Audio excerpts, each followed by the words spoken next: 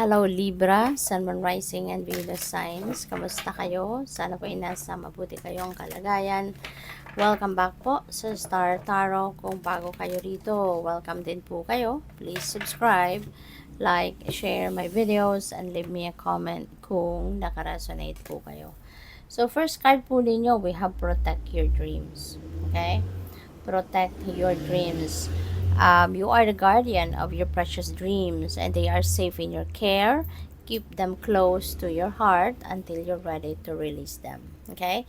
So, keep it close to your heart. Okay? Protect your dreams kasi hindi lahat ng mga tao sa paligid ninyo ay mapagkakatiwalaan.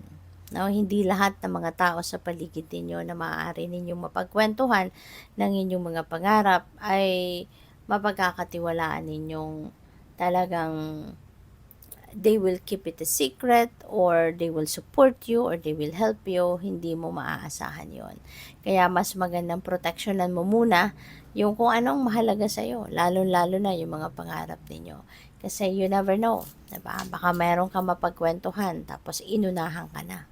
Diba? Ginawa na niyang una yung ano mo, yung balak mong gawin. Diba? Tapos ngayon, kapag ikaw nang gagawa, 'di ba? May issue na kasi ginaya mo siya. 'Di ba? May mga ganon. Kaya keep them close to your heart. When you are ready to start, then yun na, sabihin mo na. 'Di ba? Or makikita na lang nila. Just wait, no, na makita na lang nila ng kusa, 'di ba? Na hindi mo na kailangang sabihin. So we have pure intention. The fairy of manifestation will help you to use your wishes wisely. Manifest your heart's desire with pure intention and for the highest good of all. Ayan. So, siguro, you have that purity in your heart. Malinis ang inyong kalooban talaga, 'di ba? At kung ano man yung siniset mong intention para sa sarili mo, yan din ay makakaapekto, no, in a good way para sa ibang tao, or po pwede rin na meron kayong mga binabalak gawin, na hindi lang para sa ikakabuti ninyo personal, kundi makakatulong din sa maraming tao, no? Kaya there is a chance dito, no, na mag-manifest ang kung ano man ang mga binabalak mo yan, ano man yung mga intentions mong yan, because, diba, it is for the good, no, of many, hindi lang ng para sa sarili mo. So we also have temptation. So po pwedeng mag-iingat kayo, no, kasi baka ma-tempt kayo dito. Po pwedeng meron ditong sitwasyon na alam mo yon, ang tawag dito, baka ma-tempt kayo na gawin ang mga bagay na dati pinangako mo na hindi mo nagagawin. Baka ma-tempt ka na subukan ang mga bagay na kumbaga pinangako mo na sa sarili mo or sa ibang tao na iiwasan mo na. So, yun, mag-iingat kayo. Kasi ang temptation talaga, they are everywhere. Sinusubukan nito, no? Minsan susubukan ka talaga kung gaano ka katatag, gaano katibay, gaano ka ka-committed sa pangako mo. 'Di ba? So this could be a test, 'di ba, para sa iyo. So, by the way, maraming salamat, no, for subscribing. And if you haven't subscribed yet, subscribe na kayo. And maraming salamat din for not skipping the ads. Malaking tulong po yan sa akin. At please click the join button sa baba ng video po kung hindi pa kayo nakakapag-join sa membership. Okay? Thank you. So, we have letting go. Ayan. I surrender joyously to the ebbing and flowing of life. Okay? This is the time that you are going to let go of control, no? O pwedeng this is letting go of control sa mga bagay-bagay. Diba? Kasi po pwedeng meron kang gustong gawin or meron kang binabalak gawin para sa sarili mo, para sa buhay mo, at yan ay gusto mong parang kung ano yung ine-expect mo, 'di ba, na magiging resulta, baka yun ang sinisikap mo na makuha mo. Pero siguro hindi nangyari, 'di ba? Maaaring hindi yun posible, right? Kaya Maaari ngayon maiisip mo, no, na it's about time to just release it. Release that control. Let go mo na and let God help you. 'Di ba? Na mangyari ang gusto mong mangyari.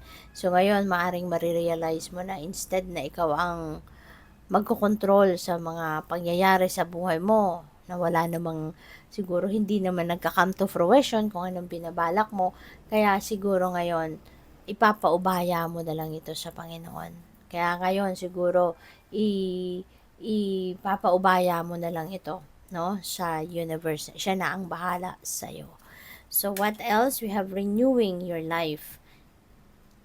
Sabi dito, radiant vitality is filling my life. So, this is really good, no? Napakaganda rin nito, Libra, no? Na mag-iisip kayo or maiisip ninyo sa ngayon na it's about time na for you to renew yourself. It's about time na to declutter your life.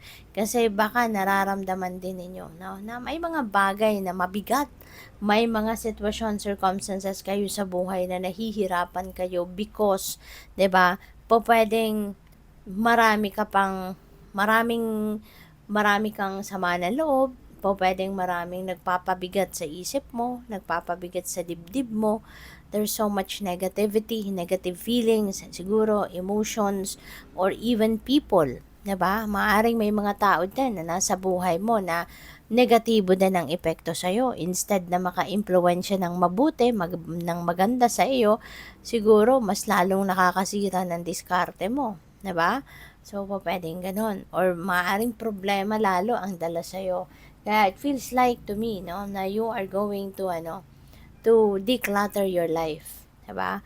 Maaaring pag-iisipan mo yan. Maaaring if-figure out mo yan, ano, na ano ang nagpipigil sa'yo, no, sa iyong pag-asenso, sa iyong pag-progress. 'Di ba? Ano ang meron sa buhay mo? Bakit ganito ang nangyayari sa iyo? Na despite all the effort na ginagawa mo, talagang nandiyan ka pa rin.